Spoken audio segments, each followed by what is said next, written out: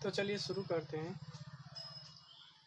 पहला सवाल है और पहला सवाल कर रहा है निम्नलिखित संख्याओं का एचसीएफ ज्ञात करने के लिए यूक्लिड विभाजन एल्गोरिथ्म का प्रयोग कीजिए। यहाँ पे एचसीएफ ज्ञात करना है, लेकिन यहाँ पे एचसीएफ जो ज्ञात करेंगे उनके लिए यूक्लिड विभाजन एल्गोरिथ्म का प्रयोग करेंगे। तो ये क्या है, तो चलिए वीडियो में ही आपको पता चल जाएगा कि क्या है और हम इसे निकालते हैं। तो पहला सवाल देख रहे हैं 135 और 225 है, तो हम शुरू करते हैं। 135 और 225।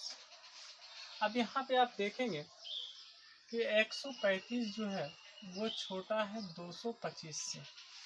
अब यहाँ पे हम लोग को प्रयोग करना होगा यूक्लिड विभाजन एल्गोरिथ्म, तो हम लोग ये प्रयोग करेंगे।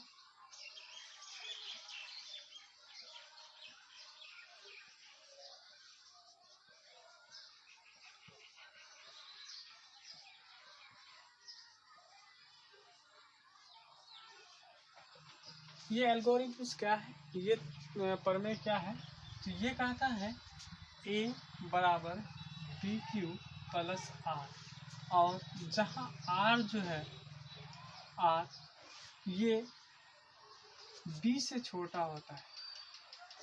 अगर हम इसका वैल्यू अगर जाने कि R का वैल्यू क्या होगा, तो R जो होता है 0 के बराबर होता है या 0 से बड़ा होता है, लेकिन B से छोटा होता है। B क्या है, तो इसे भी हम संक्षिप्त में समझते हैं।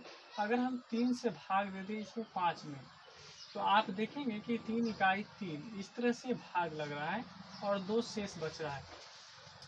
तो ये आपका ये जो होता है ये आपका भाजक होता है, ये भाज्य होता है, भागफल होता है और ये शेषफल होता है।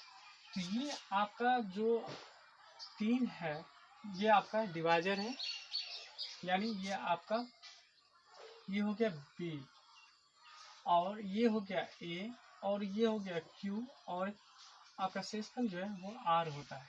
इसीलिए भाज्य बराबर हम लोग जानते हैं कि भाज्य बराबर जो होता है, भाज्य बराबर होता है भाजक गुना भागफल और जोड़ शेषफल होता है। अगर इसी चीज को हम लोग देखें तो यहाँ पे भाज्य देखें तो A है, भाजक क्या है B है, भागफल क्या है Q है, और शेषफल क्या है R है। यही यूक्लिड का थ्योरम है। तो यहाँ पे यूक्लिड विभाजन एल्गोरिथ्म जो लगाएंगे तो A बराबर BQ प्लस R, जहाँ R का अगर आप वैल्यू देखें तो वो R जो होता है B से हमेशा छोटा होता है। क्यों होता है, अगर यहाँ पे R बड़ा हो जाता 3 से तो इससे भाग लग जाता, इसीलिए कहा जाता है कि आपका जो भाजक होना चाहिए वो शेषफल से बड़ा होना चाहिए। चलिए इसको हम हल करते हैं, स्टेप बाय स्टेप हम लोग देखेंगे। तो पहले स्टेप में देखेंगे हम लोग इसको कैसे हल करेंगे। तो हमारे पास जो संख्या है वो 135 और 225 है। तो हम लोग इसका काम जो है कॉपी के बगल में करेंगे, किसी अदर साइड करेंगे, और उसका जो रिजल्ट होगा यहाँ पे हम लोग लिखेंगे। तो चलिए यहाँ पे हम थोड़ा सा रफ कर लेते हैं, आप लोग भी अपना रफ कर लीजिएगा। तो रफ हम यहाँ पे कर लेते हैं।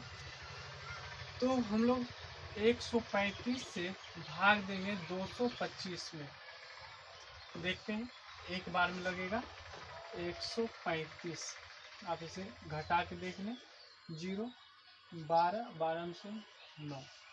तो यहाँ पे हमको लिखना क्या है, A। अगर A देखें तो A आपका 225 है, 225 बराबर B क्या है 135, और गुना Q कितना है 1 है, प्लस R कितना है, तो R है 90, और R एचसीएफ जब हम ज्ञात करेंगे तो जब तक 0 नहीं प्राप्त होता है, 0 प्राप्त नहीं होता, तब तक आपका रिजल्ट नहीं आएगा।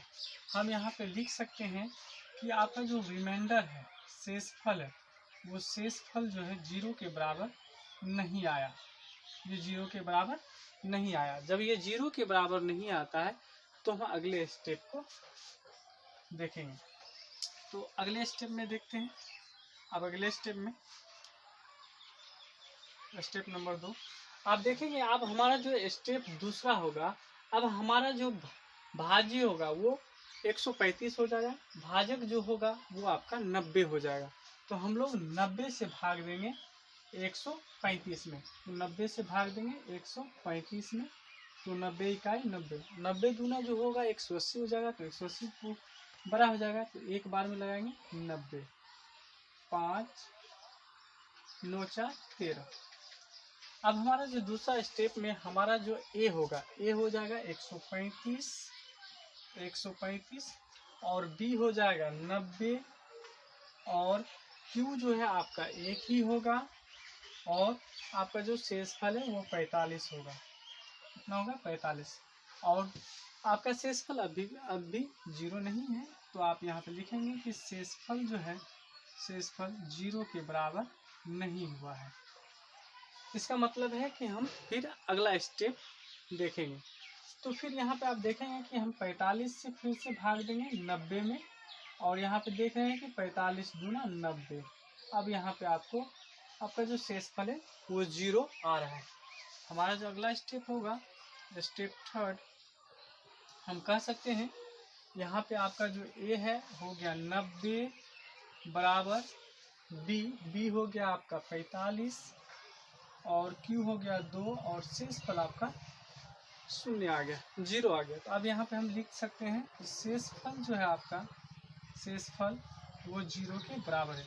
जब 0 के बराबर आ जाए तब जिस संख्या से पूरा भाग लगा है वही आपका एचसीएफ हो जाता है। तो हम लिखेंगे अतः 135 और 225 का एचसीएफ बराबर 45, क्योंकि 45 से पूरा भाग लगा है। इस तरह से आपका आंसर आ गया। यही नियम है यूपीएल विभाजन का। Thank you.